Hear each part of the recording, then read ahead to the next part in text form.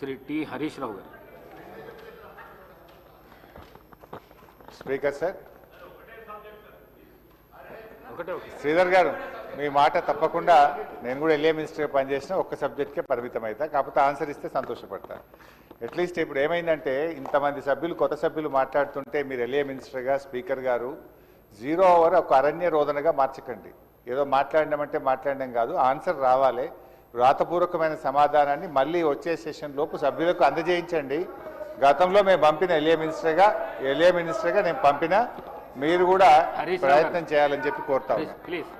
అధ్యక్ష, నేను ఈ ఉద్యోగులకు సంబంధించినటువంటి అంశం మాట్లాడాలనుకుంటా ఉన్నాను.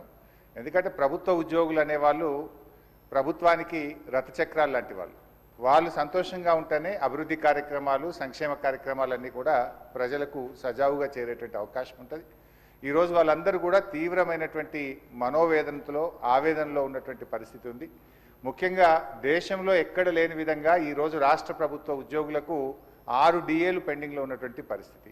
అదేవిధంగా పిఆర్సీ అధ్యక్ష, ఈ ప్రభుత్వం వచ్చి 2 సంవత్సరాలైనా ఇంతవరకు పిఆర్సీ ఇవ్వలేదు. ఉద్యోగులందరూ కూడా కోరుతా ఉన్నారు వెంటనే పిఆర్సీ విడుదల చేయాలని.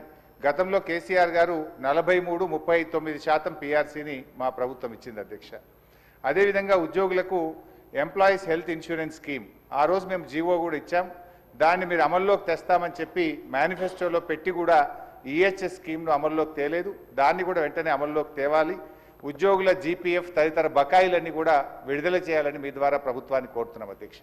ముఖ్యంగా రిటైర్డ్ ఉద్యోగులైతే ఈ మధ్య మనం చూస్తూ ఉన్నాం 39 మంది రిటైర్డ్ ఉద్యోగులు బెనిఫిట్స్ ప్రభుత్వం నుంచి వాళ్ళ సేవింగ్స్ వాళ్ళకి ఇవ్వకపోవడం వల్ల వైద్యం కూడా చేయించుకోలేక ఈరోజు 39 మంది రిటైర్డ్ ఉద్యోగులు మరణించారు. బీఆర్ఎస్ హయాంలో కూడా దాదాపు 15,000 మంది రిటైర్డ్ ఉద్యోగులు రిటైర్ అయితే వాళ్ళందరికీ మేము టైం మీద డబ్బులు ఇచ్చాం.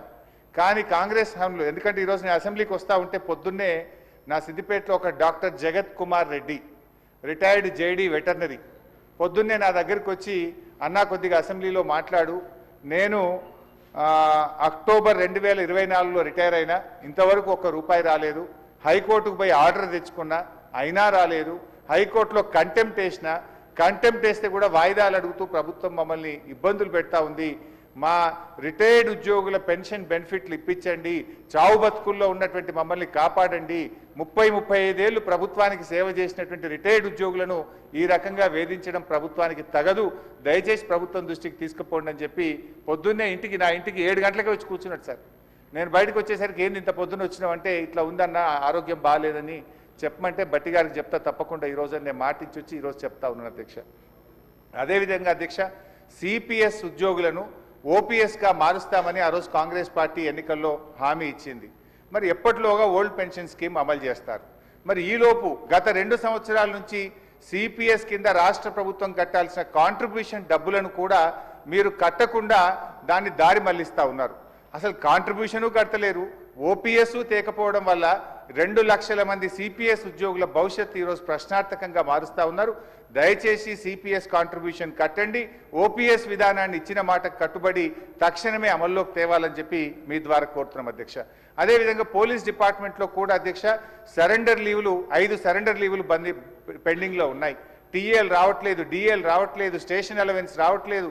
మొన్న ఒక జూబ్లీ హిల్స్ ఎలక్షన్ ఉంటే యూసఫ్ కూడా బటాలియన్ మాత్రం సరెండర్ లీవులు టీఏ డిఏలు ఇచ్చిండ్రు. రాష్ట్రంలో 1,00,000 మంది పోలీసులకు సరెండర్ లీవులు టీఏలు డిఏలు రాక ఇబ్బందులు పడతా ఉన్నారు. దయచేసి పోలీసులను కూడా ఆదుకోవాలని, గతంలో నేను ఫైనాన్స్ మినిస్టర్గా ఉన్నప్పుడు ఎప్పటికప్పుడు సరెండర్ లీవులు టీఏ డిఏలు ఇచ్చాం. ఈ ప్రభుత్వం వచ్చిన 2 సంవత్సరాల నుంచి పెండింగ్లో ఉన్నాయి కనుక వాటిని విడుదల చేయండి. ఇలా పోలీసులు కూడా తీవ్రమైనటువంటి ఆవేదనలో ఉన్నారు. పోలీసులకు ఉండే ఆరోగ్య భద్రత స్కీమ్ కూడా బంద్ చేసిండ్రు. మీరు ₹1,00,000కే పరిమితం చేసిండ్రు.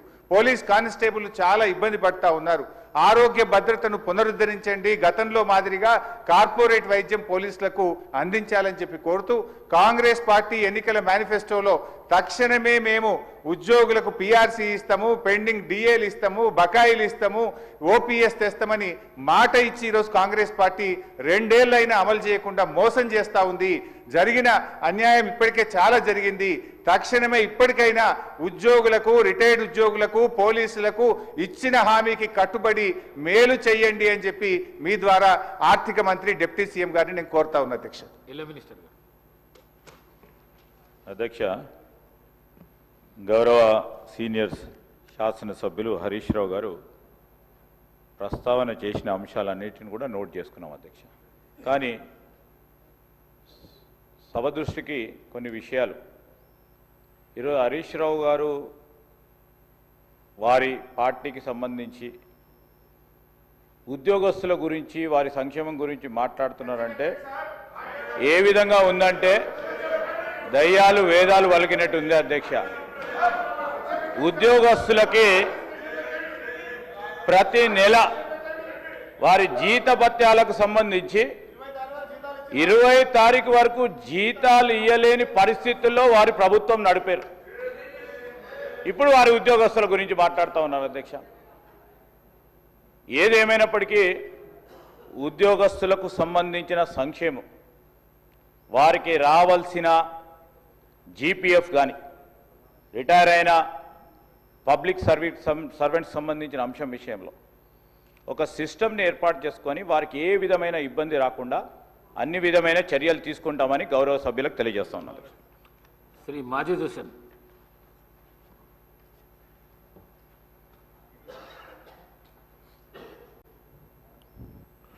स्पीकर साहब, मैं तहे दिल से शुक्रगुजार हूं कि आपने जीरो ओवर में मुझे मौका दिया। मैं आपके जरिए से हुकूमत के सामने ये बताना चाहता हूं साहब कि नामपल्ली हलके में मेजर गवर्नमेंट हॉस्पिटल्स है जो रियासत तेलंगाना के सबसे बड़े हॉस्पिटल है। एक है एमएनजे कैंसर हॉस्पिटल, दूसरा है नीलोफर चिल्ड्रंस हॉस्पिटल, तीसरा है सरोजनी देवी आई हॉस्पिटल और एक सबसे बेहतर परफॉर्मिंग नामपल्ली वार्ड हॉस्पिटल है साहब, जिसके ऊपर हुकूमत की नजर होना सख्त जरूरी है। नामपल्ली एरिया हॉस्पिटल में करीबन 500 से ज्यादा आउट पेशेंट्स हर रोज आते हैं और उसका आउट पेशेंट वार्ड तकरीबन पूरा कंजस्टेड हो चुका है और वहां पे जो गरीब आता है उनके लिए कई दुश्वारियां वहां पे हो रही है। और खास तौर से वहां पे जो डॉक्टर्स के पोस्ट है, चाहे वो नामपल्ली एरिया हॉस्पिटल रही है या नीलोफर रही है या सरोजनी और एमएनजे, कई डॉक्टर्स के पोस्ट वेकेंट है और जो प्रेजेंट डॉक्टर्स हैं उनके ऊपर बहुत ज्यादा प्रेशर बढ़ गया है इतने ज्यादा नंबर्स को कैटर करने के लिए। मेरी आपसे दरख्वास्त है साहब कि ये ऐसे हॉस्पिटल्स है जो तेलंगाना के ज्यादातर गरीबों के जो मेजर बीमारियां हैं और जो बच्चों का इलाज है यहाँ पे हो रहा है और हमें उन डॉक्टर्स का प्रेशर कम करना है और वहां के गरीबों के साथ ठहरना है। मेरी आपसे अदबन गुजारिश ये है साहब कि इंचार्ज मिनिस्टर साहब के साथ, हेल्थ मिनिस्टर साहब के साथ एक रिव्यू मीटिंग इन हॉस्पिटल्स के लिए रखी जाए। वहां पर साहब एक आईसीयू भी होना बेइंतहा जरूरी है नामपल्ली एरिया हॉस्पिटल में। अगर कोई सीरियस कोई पेशेंट या खवातीन वहां पे आ रहे हैं तो उनको फौरी तौर पर उस हालत में वहां से उस्मानिया भेजा जा रहा है जो उन गरीब औरतों के लिए बड़ी दुश्वारी हो रही है। और आप और हम यहाँ पे इसलिए है कि इनको सहूलत दे सके। उनकी सहूलत इसमें है साहब कि हम वहां पे फौरी तौर पे एक आईसीयू बनाएं। उसी के साथ साथ नीलोफर चिल्ड्रंस हॉस्पिटल जो हिंदुस्तान का सबसे बड़ा बच्चों का हॉस्पिटल है, अफसोस की बात यह है साहब 2 साल पहले इसी जीरो